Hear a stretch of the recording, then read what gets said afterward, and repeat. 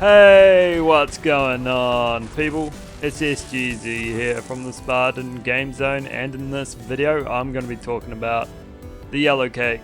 This gun is absolutely insane. As you saw from the intro, it obliterates, well, pretty much anything. It turns Mayhem 10 into a literal cakewalk.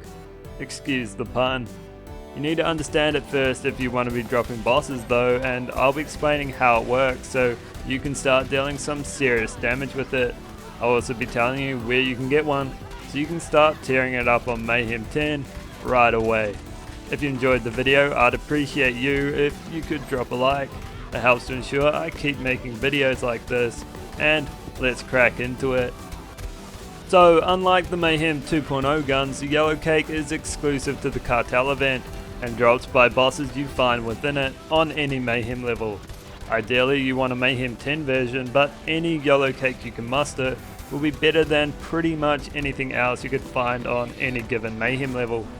Because the event is only active for a limited time, so is your chances of getting a Yellowcake.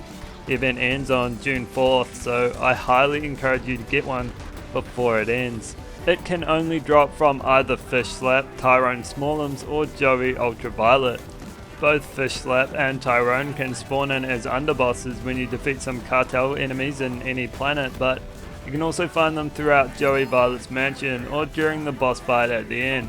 Their spawn point changes each time, so you can either go straight for Joey Violet and hope a Yellowcake drops from him, or try to find Tyrone or Fish Slap, who will be either roaming around the mansion or by Joey Ultraviolet's side. I'd probably recommend going straight for Joey.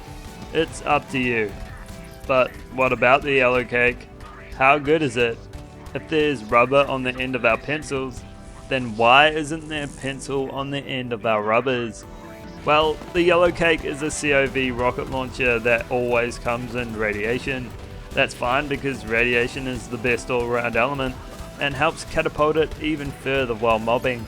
It deals extremely high damage with an equally high splash damage radius and only consumes the one bullet per shot. That's generally enough for any gun in the game, but it also fires quickly for the damage it deals. And because it's a COV weapon, rather than reloading, it instead overheats, and unless you spam it considerably, you'll never have to reload. Its projectile pattern is unique, and there is talk about how you can fire this thing so you can deal the most damage you can. Here I am doing some testing, and you'll notice the initial projectile splits off into two after travelling a short distance. These two projectiles split off again after travelling for a short distance themselves, and then fall to the ground.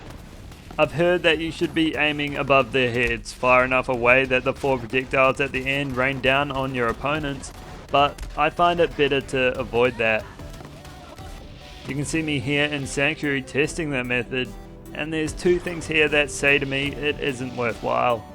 One is how difficult it is to actually get those last four projectiles to land on your opponent, and the second thing is kind of related, regarding how long it takes to hit them.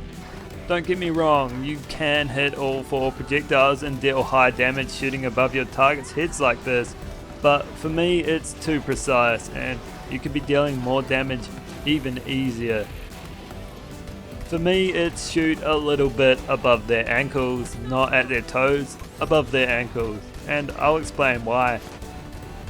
As you see here, the projectiles also split off when in contact with the dummy. The first one hits it, causing it to split off and continue travelling. When you shoot at their ankles, you'll notice that the bullet splits off and hits the ground behind them. If you shoot at their feet, it won't split off, so you want to shoot just above that so the projectile splits and lands close to them, dealing massive splash damage. As we move into more boss dropping, that was the tactic I used on Amara to destroy all of these bosses. I mean, the Yellowcake is just a machine, it's an absolute brute.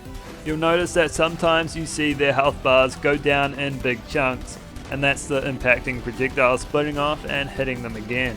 This is what you want to be aiming to achieve when you're up against pretty much any foe. For bosses it's gonna be easier because they're bigger targets and the splash damage radius will hit them more, but it also works well while mobbing, and really this is what I do every time I have the Yellowcake in my hands.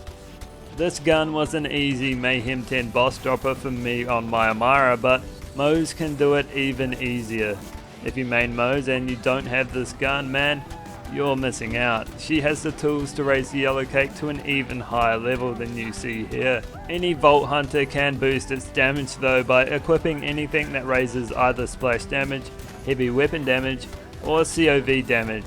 All three of these will help to increase the Yellowcake's damage, taking it up a level, if it even needed that. There's really no downside with it at all. I mean, consuming just the one shot is unreal. The increase to total heavy weapon ammo also helps you to never run out of ammo, and Moes, well, she never has to even worry about that. If you're wondering what the best anointment for your Yellowcake would be, I mean, any Yellowcake is great, even non-anointed, but if you want that one-shot boss drop to open the loot shop, you'll want the new 300% damage buff when your target is above 90% health. That anointment is made for one-shotting bosses with powerful guns, and there's no gun more powerful than the Yellowcake is at the moment.